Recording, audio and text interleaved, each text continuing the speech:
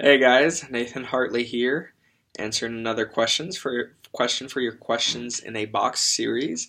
When Michael sent me the list of questions and asked me to pick a couple to answer for you all, I was most excited about this one. This is a particular passion of mine. It's a fun conversation, so hang on tight. We'll see how this goes. So the question is, in this day and age, most of the music and TV shows available are not supportive of Christ. However, most of us still watch and or listen to them. Additionally, they are talked about in school a lot. Being Christians, what should we do in those situations? Are we better off just not watching or listening and facing possible exclusion or bullying in school?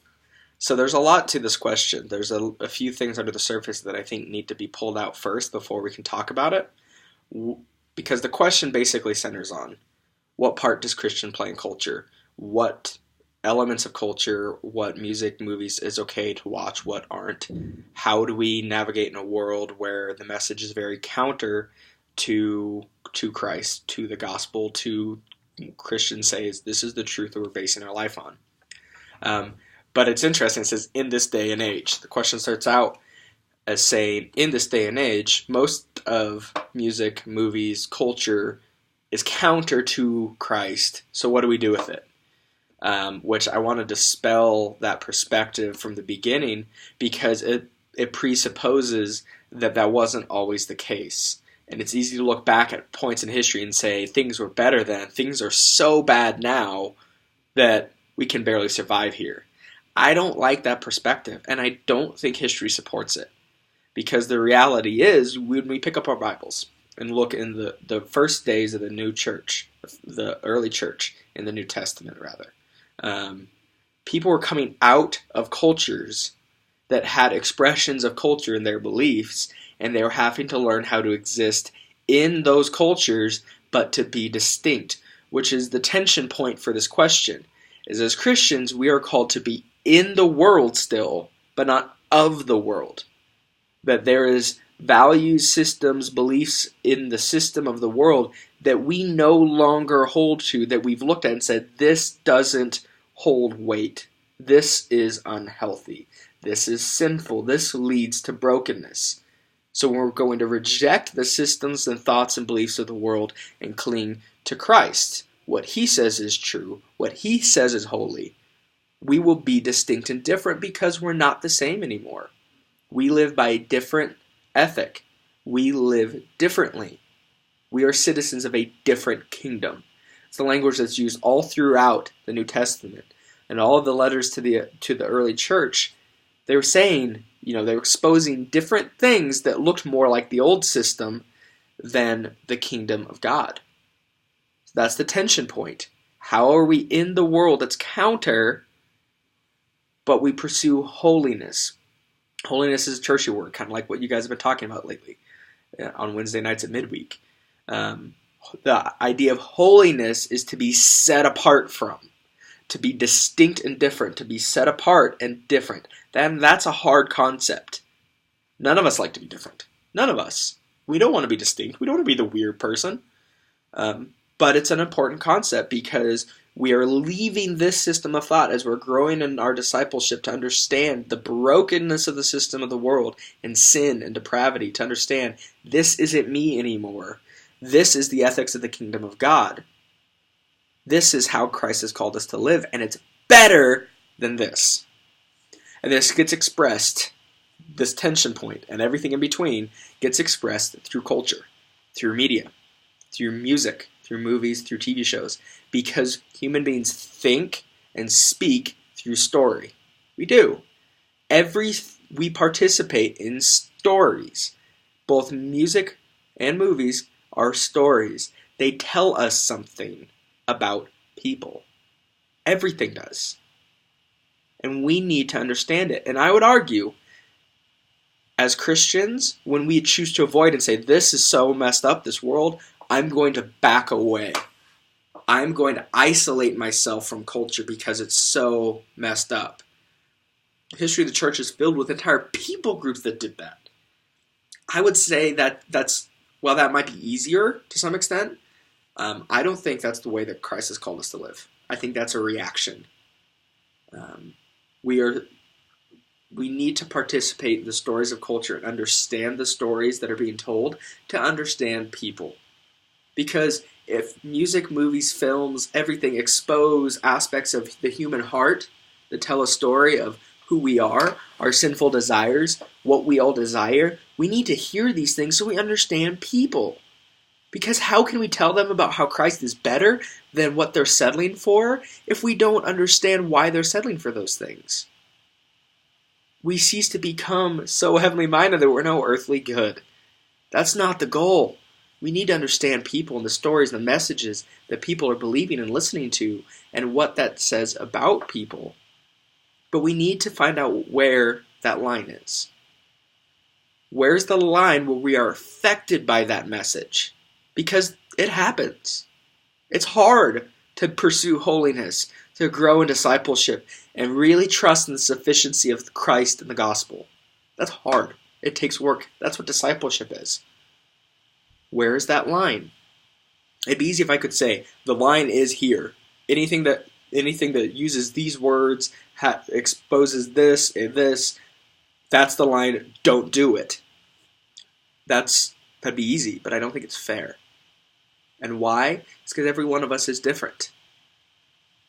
There's obvious lines when it comes to when you're watching something that's it's easy to pick on something like to focus too much is a more fair way to put it, on things that are sexually explicit.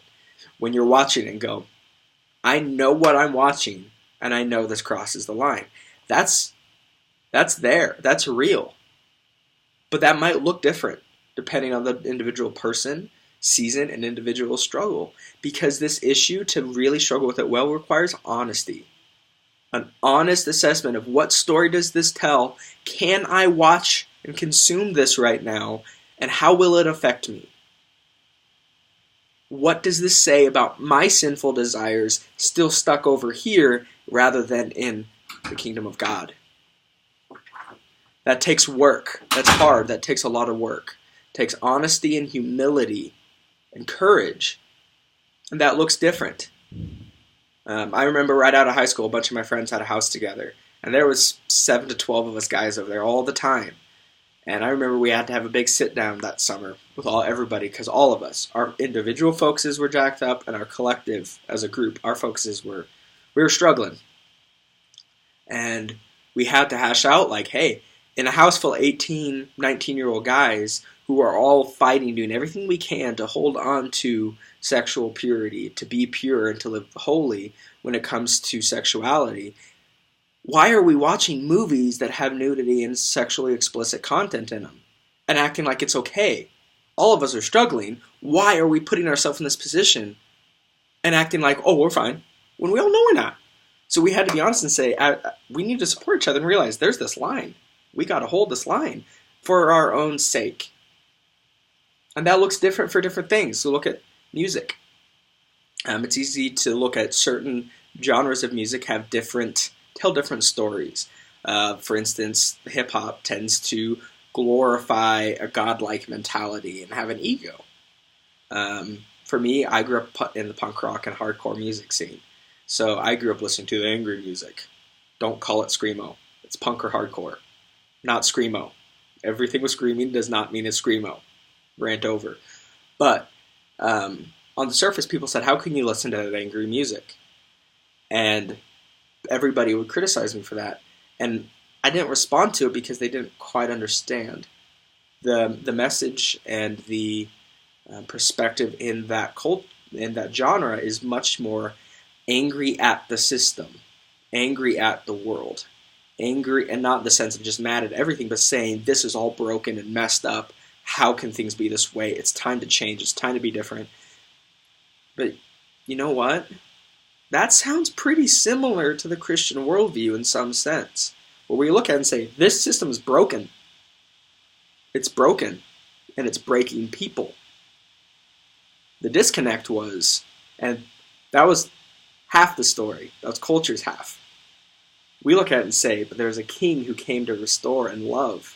That act of rebellion was actually an act of love, not anger and violence and an ego. That was the conversation that people needed to have with me, to look at what I was drawn to over here and to say, hey, Nathan, that sounds familiar to the rest of the story, but you need to remember the rest of the story. You need to understand how Christ has changed, given you a direction for that dissatisfaction that you see in the world, about how that leads to an act of sacrifice and love, the ultimate sacrifice and love, to change the story. Nobody had that conversation with me. It took a while. And it took a long time for me to understand this music still affects me, because it can reframe my perspective to think through the system of the world and the response to the world through a worldly perspective, not a Christ-like one. And so I still have to be honest about how that music affects me. I'll wrap up with an example. 2011, Rihanna came out with We Found Love, hit single. It's great. And I think this song is a good example of why it's not just about the words that are sung, but about the deeper message in the story. Because on the surface, there's nothing explicit about the song. There's nothing that we can look at and say, oh, yeah, yep, they used an F-bomb, they used 3 F-bombs, 5 F-bombs, they talked about whatever. It's crossed that line. There's nothing in that song there. But the story of the song is about a girl finding love in a broken, unhealthy, toxic relationship with somebody that did not treat them well, that was abusive, that they were in an unhealthy relationship, but they found something beautiful there.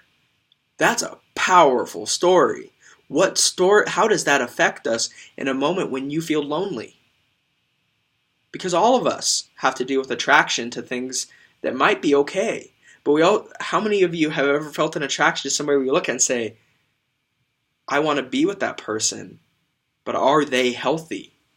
Are they in a healthy place emotionally, relationally, physically, spiritually?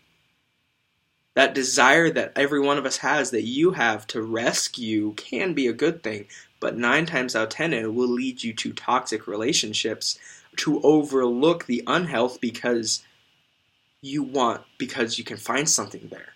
Like, that's a powerful story that can lead to a lot of hurt and pain in your life. If you don't see that message, identify it, understand it, and understand how it'll affect you. So that's the tension. Something to wrestle with. There's the element of we need to understand our place in the world, that we're called to be in it, not of it, to understand the message that the world is saying, that people are saying, because we need to understand how Christ is more sufficient than the things they're settling for. But we need to be honest about our struggle to become a follower of Christ and grow and be discipled, and how those things, this message, still affects us. That takes humility, that takes courage, that takes conviction and honesty, and it takes community.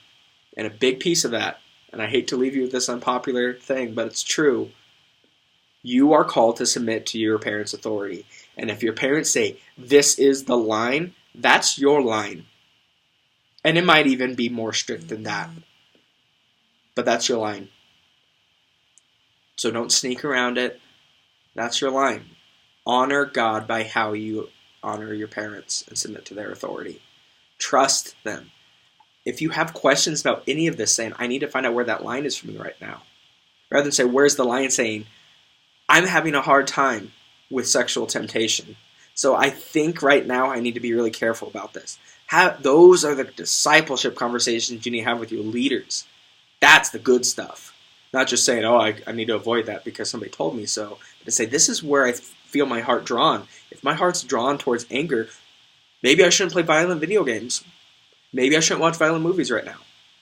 That's the real stuff. Welcome to the rest of the life of being a Christian. So this is fun. It's so important. It's a hard conversation because it's kind of gray. It takes honesty. But that's my thoughts. If I create a crisis for any of you, I'd love to talk with you about it. Talk with me. Talk with your leaders. All this stuff we got to figure out together through honest conversations. So that's all I got. Sorry this video is a little bit longer, but it's something I'm passionate about, and I think it matters. So, yeah. Peace out, guys. Have fun with the rest of your series. Maybe I'll catch you later in another video or two. Bye, guys.